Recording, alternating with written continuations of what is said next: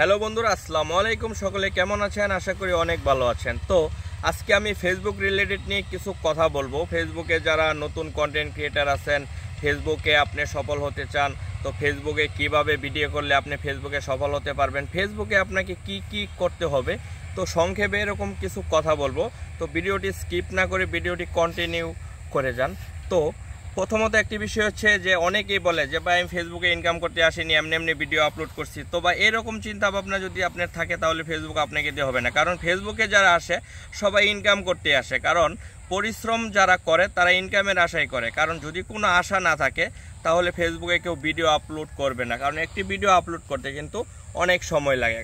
তো আপনি যদি ফেসবুকে যদি এত সময় দেন তাহলে অবশ্যই এখানে আপনি একটা স্বার্থ আছে, আর স্বার্থটা কি? ফেসবুক থেকে আমরা ইনকাম করব। তো আমরা ইনকাম করার আগে যে ভুলগুলা করে থাকি, প্রথম যে ভুলটা আমরা করি এটা হচ্ছে যে আমরা অন্যের ভিডিও ফেসবুক থেকে ডাউনলোড করে আমরা সেটা আপনার এডিট করে ঠিক আছে আপলোড করে দেই। আমরা মনে করি যে না, এইভাবে আমরা খুব দ্রুত আমাদের একটি পেজ রান হয়ে যাবে, তবে এটা একদম ভুল। তো এটার বিষয় হচ্ছে যে যখনই আপনার একটি ভিডিও মোটামুটি ভালো ভিউ হবে তখনই সেটা পলিসি ইস্যু আসবে, আপনার আরও অনেক সমস্যা হবে। তো ফেসবুকে সবসময় আপনি ট্রাই করবেন নিজের ভিডিও দেওয়ার জন্য, কারণ হচ্ছে অন্যের ভিডিও দিয়ে কখনো সফলতা অর্জন করা সম্ভব না।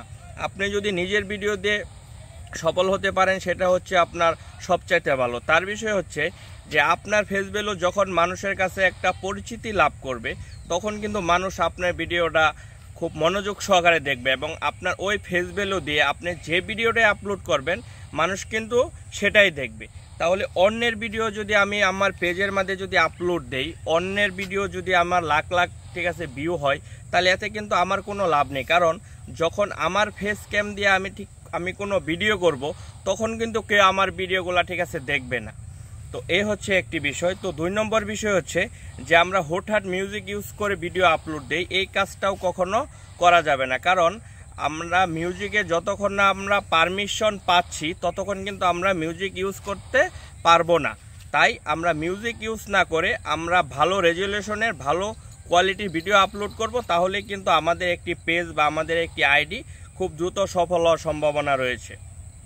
এটা হচ্ছে 2 নম্বর বিষয়। তো 3 নম্বর যে বিষয়টা আমরা যে ভুলটা করে থাকি এটা হচ্ছে যে আমরা যখন ভিডিও আপলোড করি আমরা অনেক কোয়ালিটিলেস ভিডিও আপলোড করি। তো ফেসবুক অ্যালগরিদম যেটা একটি কথা বারবার করে দিছে যে আপনি যদি কোয়ালিটিফুল ভালো ভিডিও না হয় তাহলে আপনার ভিডিও কখনোই রিচ হবে না, আপনার ভিডিও ফেসবুক অ্যালগরিদম কিন্তু আপনার সাজেস্টে নিয়ে যাবে না। আমাদের ভিডিওগুলো কে ভাইরাল করে? ফেসবুক ভাইরাল করে না, এটা ভুল। এটা হচ্ছে রোবোটিং সিস্টেমের মধ্যে আমাদের ভিডিওগুলো আপনি রিচ করে, এটা হচ্ছে ফেসবুক অ্যালগরিদম। তো যে সমস্ত ভিডিওগুলো কোয়ালিটি ভালো সেই ভিডিওগুলাই কিন্তু খুব দ্রুত আপনি রিচ করে ফেসবুক এবং কি সাজেস্টে নিয়ে যায়।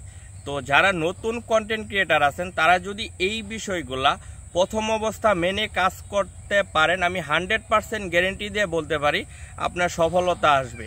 তো সব চিন্তা ভাবনা বাদ দিয়ে আপনি ভালো ভালো এবং অবশ্যই ভালো রেজুলেশনের আপনি ভিডিও আপলোড করে যান, ইনশাল্লাহ দেখবেন সফলতা আপনি খুব দ্রুতই পেয়ে যাবেন। এবং অবশ্যই আপনি নিজস্ব ভিডিও আপলোড করবেন, এটা সবচেয়ে ভালো। কারণ অন্যের ভিডিও দিয়ে ভাইরাল হওয়ার চেয়ে নিজের ভিডিও যদি ভিউ কমও হয় সেটা সবচেয়ে গুরুত্বপূর্ণ বিষয়।